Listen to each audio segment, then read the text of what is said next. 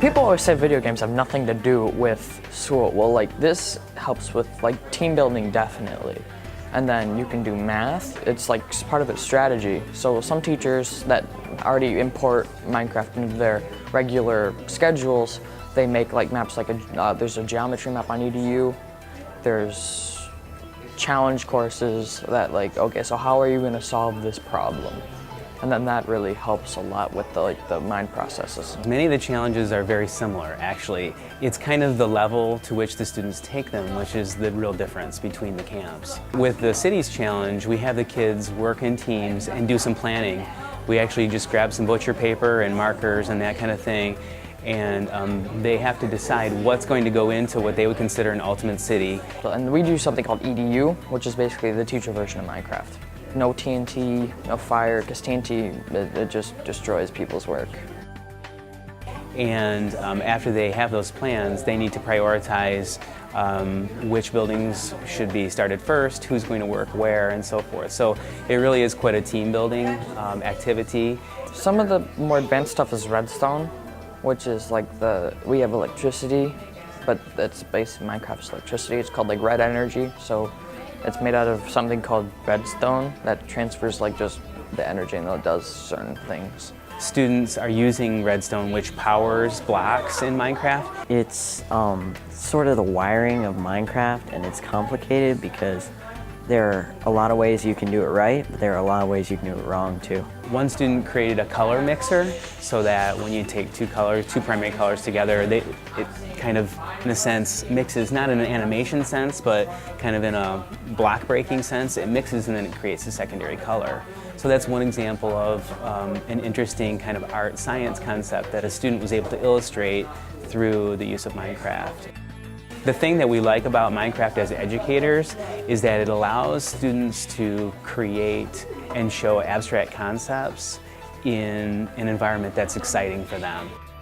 Models of cells with organelles that you can fly into and look at what happens inside. That's another great example of how you can take a concept that's can be difficult to illustrate, but use a virtual tool, a digital tool, to really bring it to life.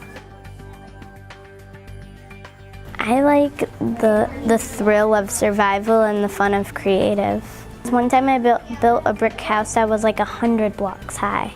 You know, we certainly believe that the tool can be used by boys and girls. And the girls that were working last week, they came up with some wonderful examples of using Minecraft to tell stories, to create castles and objects. I think it's more of a line of giving people an opportunity to make a choice. What the students are doing right now is they're in kind of a flat world, and the way we set this up is that each student, this is an individual challenge where it's more of a choice, and they were given 4 options.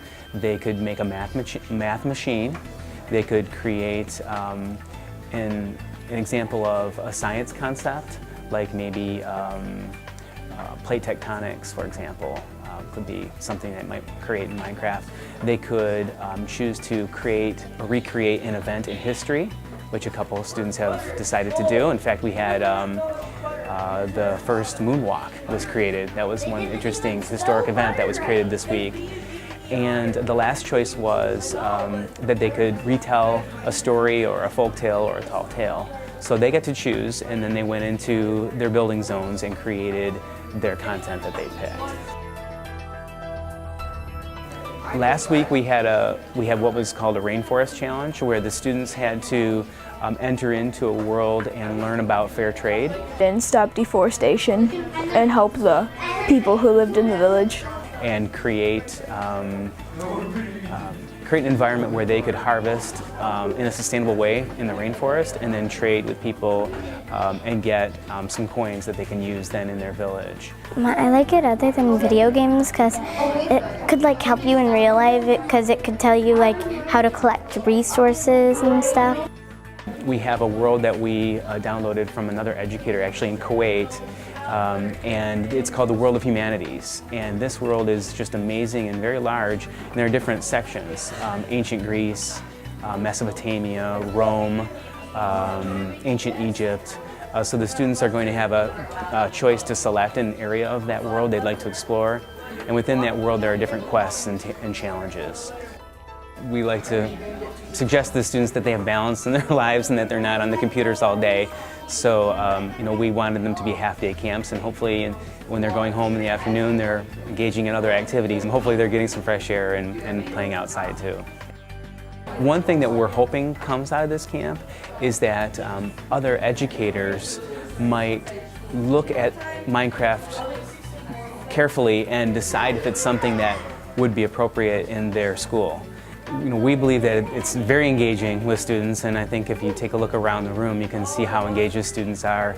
I've learned how to work with others, and if we work together, then we can build an entire city. We're hoping that this wiki allows parents and teachers and other interested people to see some of the interesting things that you can do with Minecraft. We asked our teacher in 5th grade if we could do some projects for social studies on Minecraft. So we build cities and reenact them. We did some reenactments of Bunker Hill and stuff like that. And then our principal informed us that we weren't sure if it was allowed, so we went to a board meeting to see if we could do Minecraft, and we talked about how we would use it in educational purposes. So they allowed us to keep on using it, and we're trying to make an after-school club now. I still want to do something about the Revolutionary War because it's my favorite historical event. I think a lot of people view it more as just a game where kids go in and fool around, and certainly that is one of the challenges because kids are used to playing it that way. I mean, in some cases, anything goes, but in this case, we're really trying to put an educational spin on it, and we believe that provided that environment and those ground rules are set, the kids can do amazing things within this educational tool.